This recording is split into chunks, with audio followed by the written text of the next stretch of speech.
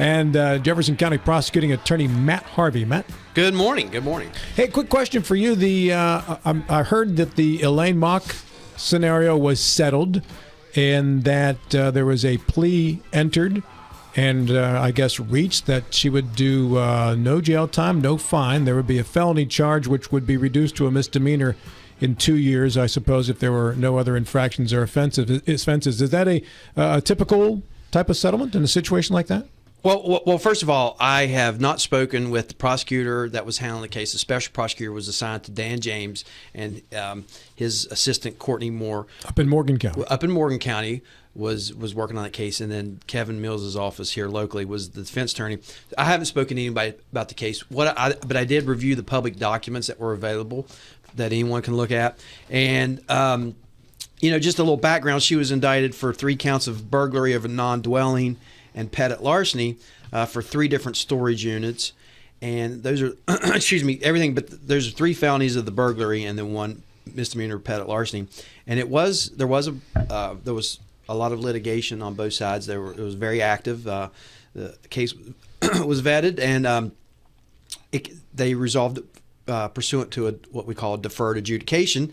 And in this case, Miss Mock just, as long as there are terms and conditions that she has to abide by. It's not like she just doesn't do anything that were placed upon her via this plea agreement. And then if she satisfies those in 2 years, it will be reduced to the misdemeanor offense of trespassing, and which will be a guilty conviction on that. All right. I had texts that were sent to me saying a regular person wouldn't get this deal. This is special treatment for an elected official. And I just said, hey, hang on, we don't know that for a fact. Look, gotta get some details first. I don't see that in this case, that this was preferential treatment. Mm-hmm. Looking at the way that the case was being framed by her attorneys, for example, here's some notes that I made. She planned on introducing at trial is 77 pages of uncashed checks to the clerk's office. That was one exhibit. Another was 43 pages of uncashed checks from the clerk's office. 69 photos of the storage and files of the office that she inherited, and there was 10 pages of reimbursements for uncashed checks. And so what they were painting the picture as, and in one of the motions there was the defense was claiming that personal and county property was commingled in at least 29 different areas. Mm-hmm. And so some of the pictures that were also included in the public documents show just a very chaotic and unorganized storage units and other areas that she had control over upon her when she took the office. Yes. Yeah. So the defense. She was saying this was going on under the previous office holder. Yeah. And she her needed defense to fix is this office was a mess. I was trying to locate county property, and I went there. Now, for burglary, the state has to prove that she or anybody else that's accused of this crime had the intent to commit a felony or a larceny upon entering that premise. So they had to show and prove that she was going to go in there with the intent to steal when she entered this storage locker. Now, could they? Well, that'd be up for a jury. It's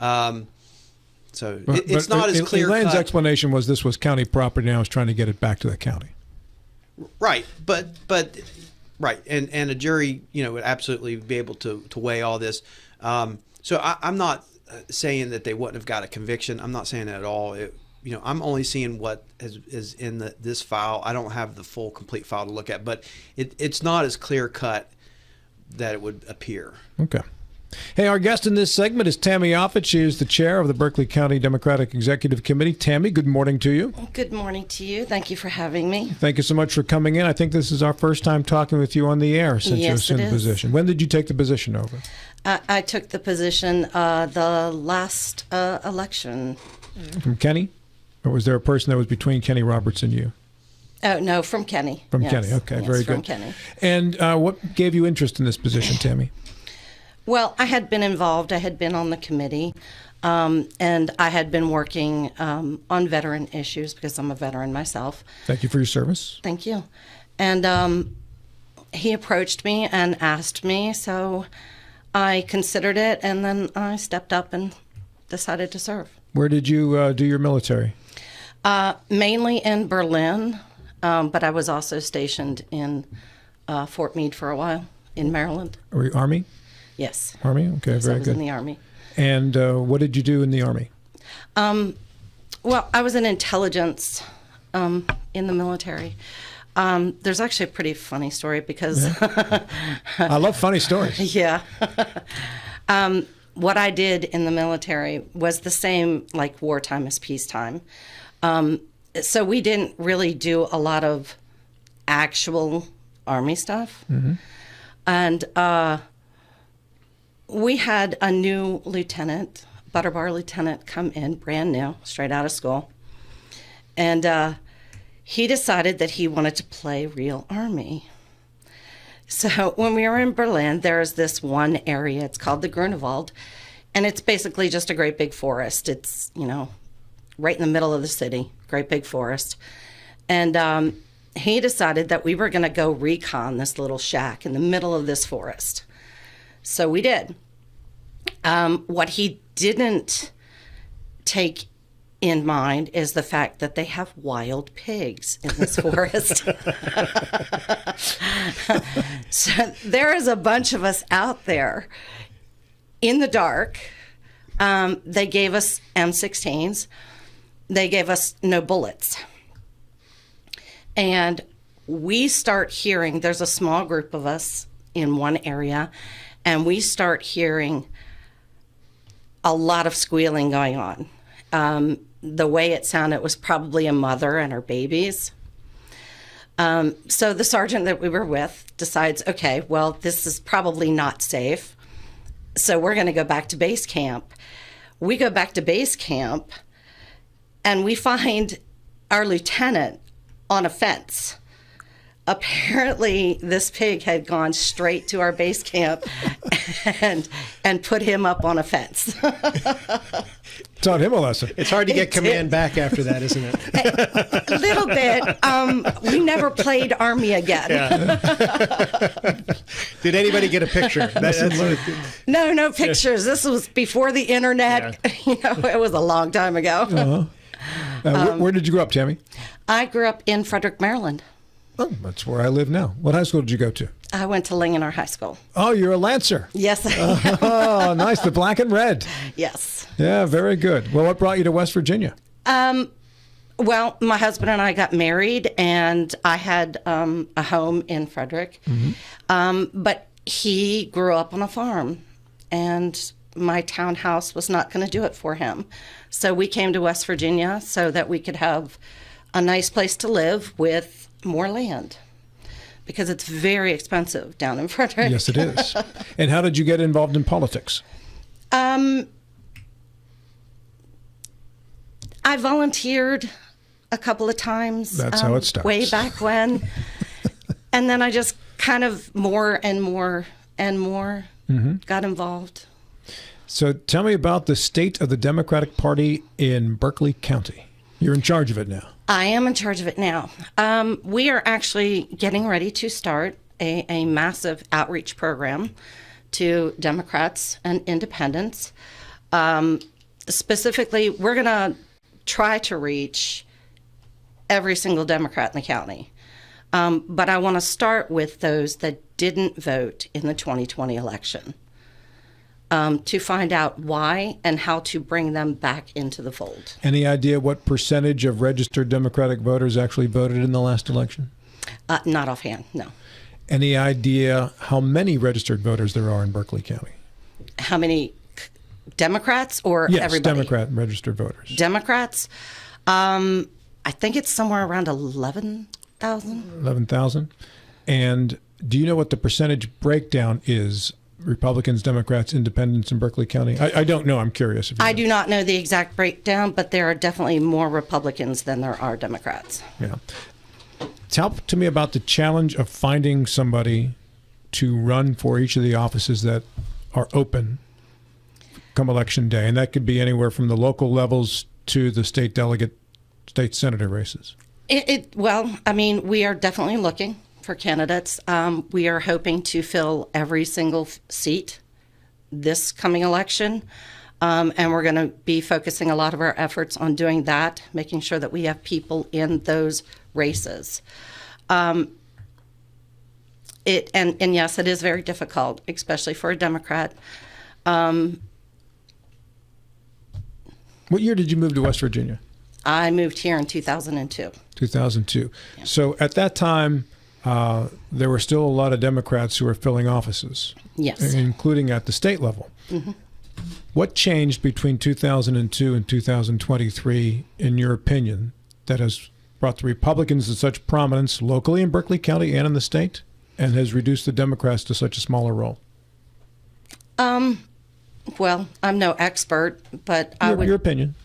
Just my personal opinion, I think a lot of it is listening to the national level media.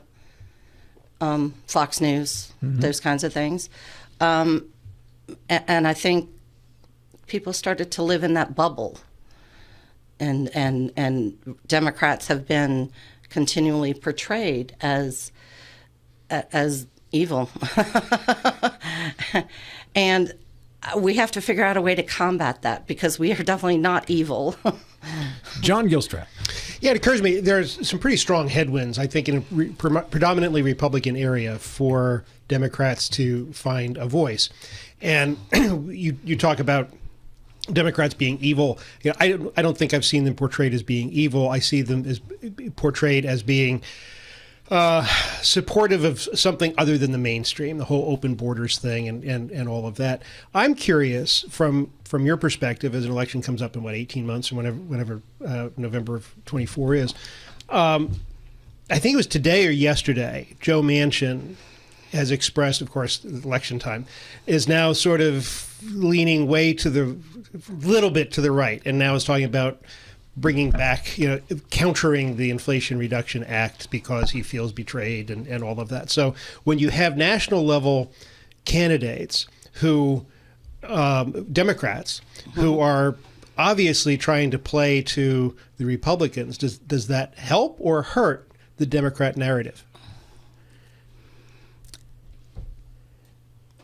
I don't know. Appreciate your very fair answer. My focus is mainly here in Berkeley County. What are the partisan issues in Berkeley County? The partisan issues? Things that are happening under Republican control that would be different or should be different with Democrat control. In Berkeley County specifically, or in the state? Well, within your purview, which is Berkeley County, right? I don't think in or the state, because you do. Okay, however you want to answer. I don't think per se in Berkeley County. I don't think the Democrats here and the Republicans here are necessarily all that far apart. I think that our views on how Berkeley County and West Virginia should operate are very similar. So why not just go with status quo? Because there are some issues that we definitely do not agree on. And what are those issues, Tammy? Chiefly. Well, I mean, abortion would be one of the major issues. And I have to say that as a woman and as someone who has had an ectopic pregnancy, the way that the laws are going now, if I had that ectopic pregnancy now versus 20 years ago, I could have died the way some of these laws are going. And I just think that we need to make some of these things make sense. Does the West Virginia law outlaw a D&C in the case of a ectopic pregnancy? I don't think specifically they do, but I can see that nationally there's a lot of laws being passed that endanger women, and I think that's one of the major things that we need to address. We need to protect women and not put them in danger. Matt Harvey.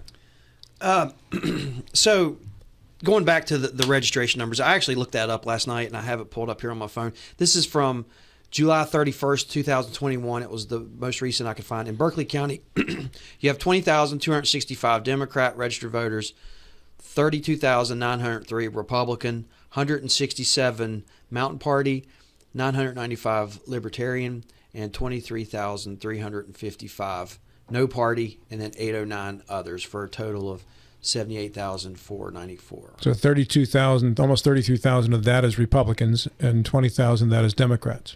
Correct, with the second largest registration being No Party at 23,000. Mm-hmm. A formidable group. Right. So how many of those of that 23,000 do you think are truly swing votes and persuadable, or versus leaning Democrat or leaning Republican? Or do you have any sense of it? I'm not really sure where they are landing, but I'm going to talk to as many of them as I can to try and convince them to vote Democrat. Okay.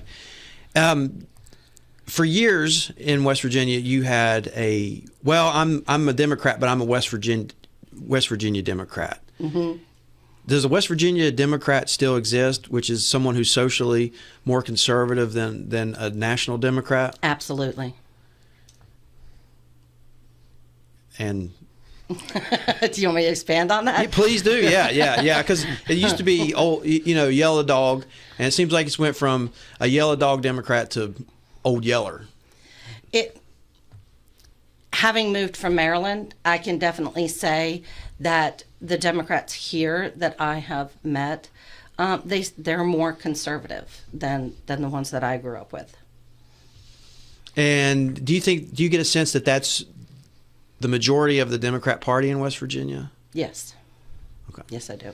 So the national narrative, then, the far left national narrative, is harmful to the Democrat cause here. In West Virginia, yes. How do you overcome that?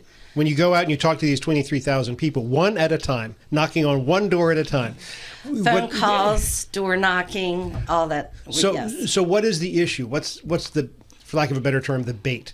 To say this is why you should be, unaffiliated voter. This is why you should land on the Democrat side as opposed to the Republican side. What is that pitch?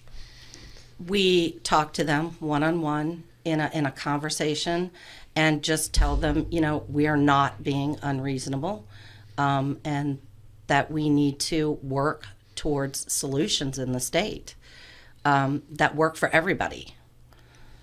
Do you think that the West Virginia Democrat Party needs to look more like Joe Manchin or less like Joe Manchin?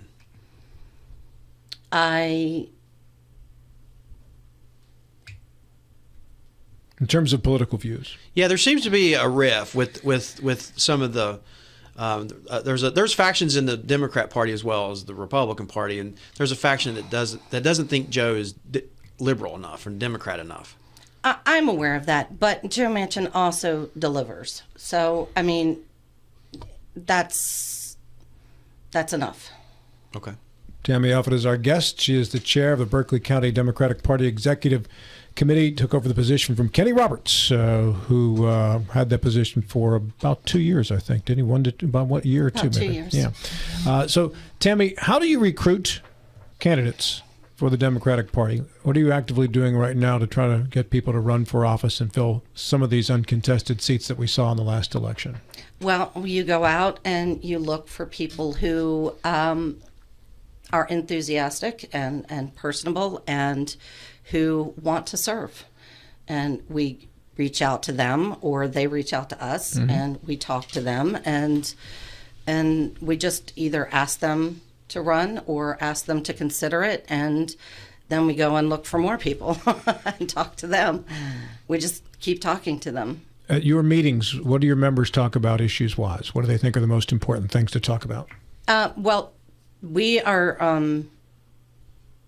there are a lot of different issues, and some of them are national. The BCDA, you'll find a lot more people talking about national issues. The executive committee, we are basically just trying to do the business of the party. And what is the main business of the party? To recruit candidates and to get our voters out. when you recruit candidates, in terms of a screening process, what do you do? Is it at this point you run for office, we'll take you, or is it you run for office, but we think these are the issues that are going to work in this election? This is what we'd like you to talk about. We always talk to the candidates and help them work out their talking points and things like that. We don't run their campaigns, but we will help in any way that we can to help them with their talking points and how to get out there and getting them lists for door knocking and things like that. We support them in that way. I don't think it's our job to tell them how to run their campaigns, though. Have you ever run for office, Tammy? No. Why not? Because I don't want to. But why don't you want to? Why do you not want to? To be honest, I would rather be in the background doing the work than have to be out in the public and doing the talking. You're a grunt. Yes. Yeah. Okay. Well, there's nothing wrong with that. Yeah. Work needs to get done, right? Yes. The work needs to get done. All right. So do you help sharpen their message? We will help refine it. We will not tell them what their message should be. Is abortion going to be a main message for Berkeley County Democrats in this upcoming next I think election? women's health may. I mean, I think that's going to be one of our issues going forward. What else? What else registers with voters?